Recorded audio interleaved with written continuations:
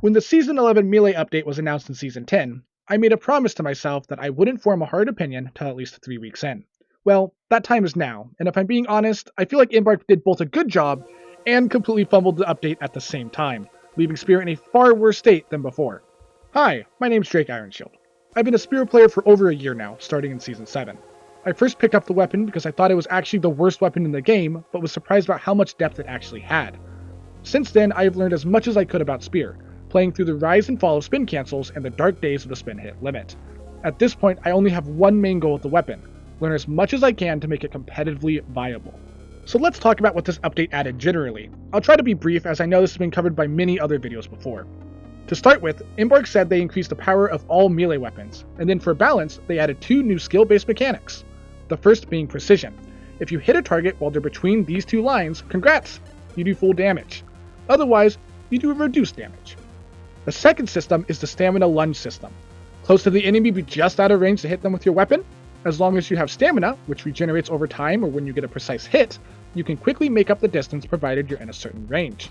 Some weapons also have their abilities changed to require stamina, like Spear's spin attack, but we'll get into that later.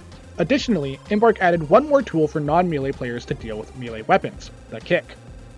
A replacement for a regular quick melee that pushes players back by 5 meters as long as you have stamina. Like many others, I thought these proposed changes sounded pretty good, until the update came out, and it turned out they hadn't buffed the Spear damage at all, but instead nerfed it. To begin understanding why this update was so bad for Spear, we have to start with the standard attack. The biggest change here was the damage changes. Before, a Spear would do different damage depending on where you were in the standard attack combo. The first hit would do 65, the second 80, and the third 90.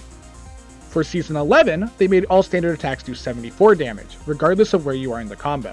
Additionally, they removed the first attack of the sequence, leaving only the 2 stabs at the end. Before this update, 3 hits, the full cycle for standard attacks, would do 235 damage. Now, 3 hits only does 222. This, and quick melee being nerfed to 25 damage, removes the 3 standard attack quick melee combo on mediums. Now, damage wasn't the only change that affects standard attacks. The new lunge system causes quite a few issues as well. The biggest problem here is how the lunge moves towards the target. If the target is moving fast enough, or in some cases just moving away from you, you just miss the lunge with the Spear. From my understanding, this isn't as much of an issue on other weapons like Sledge, but for Spear, this ends up being a death sentence. When you lunge, it uses your stamina, and you only regain that stamina on a precise hit. When your lunge misses because you're actually out of range, you lose your stamina and any hope of catching up.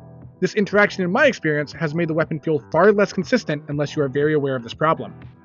Alright, so standard attack changes weren't great for the weapon, but what about the spin changes? Now, a Spear player's thoughts on the spin rework are going to hinge on one factor: did they know how to spin cancel or not? Essentially, pre-Season 11, if you hit the spin input, you would spin 3 times before coming out of it, with no way to cancel the animation.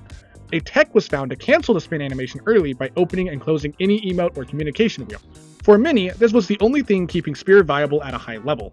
I personally found the tech to be a little glitchy for my taste and stayed away from it until the last week of Season 10. For those who knew Spear cancel, this is going to feel like a pretty major nerf. For those who didn't, it'll feel like a slight buff in some situations and a nerf in others. Getting into the changes, Spear canceling is now official. When you press the spin button and have stamina, you do 1 spin instead of the forced 3 like before. If you hit someone during that spin, you regen your stamina instantly and can continue the spin, following the old animation of 3 spins.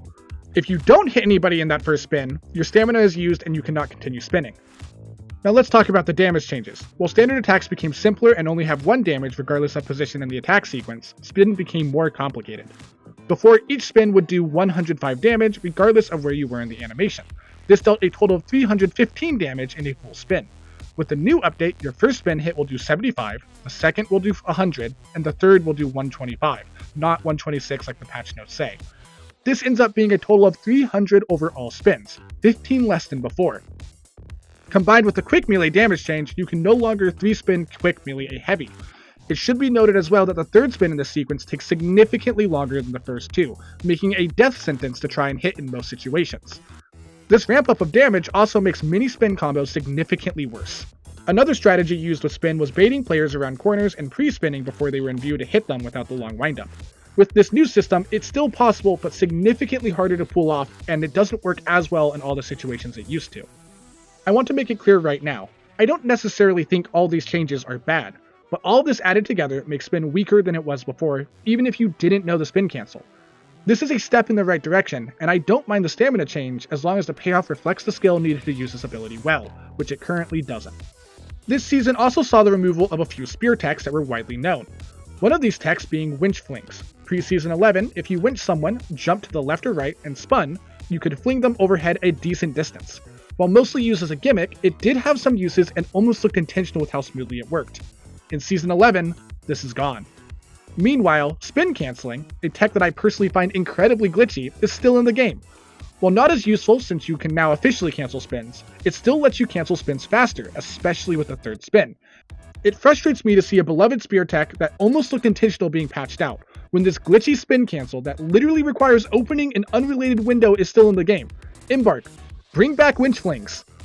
And now onto the mechanic that I think has actually made spear not viable at high level, the kick. With the lunge changes to spear, the lunge went from 7.5 meters to 5 meters conditional with stamina, the only weapon to be actually nerfed with this new lunge system. When you get kicked, that isn't enough to make up the distance even if you have stamina. With heavies, it's even worse, since the combo takes long enough that they get 2 kicks in before you can kill them. This makes it near impossible to kill a competent heavy regardless of what weapon they are using, even if you got the jump on them. Even worse, you can get kicked while spinning, making the ability near useless against competent teams. You might get one hit, but that's the weakest hit in the entire sequence, and then your stamina is gone, your momentum is gone, and you die. Where once with good positioning and stealth, you could get massive damage on a team, it now gets foiled by a single button press by the enemy. If spear is actually dead, kick is the culprit. At the beginning of the season, I wasn't sure how this was going to turn out, but now that the majority of good players have had a chance to get used to it, nearly every fight ends up with me getting kicked, and then it's a complete gamble of who wins, even if I caught them fully by surprise. This is also frustrating for me, since kick seems like a good addition to the game in general. It's a more engaging form of quick melee that allows for some really cool moments in the game. I think there is some wiggle room with the lunge system to make this interaction feel better with standard attacks, but Embark needs to figure out a solution for getting kicked while spinning, otherwise that ability just becomes too risky to use in a situation it was designed for. Alright, we just went through a lot of numbers and technical details. How does this actually affect the use of the weapon though?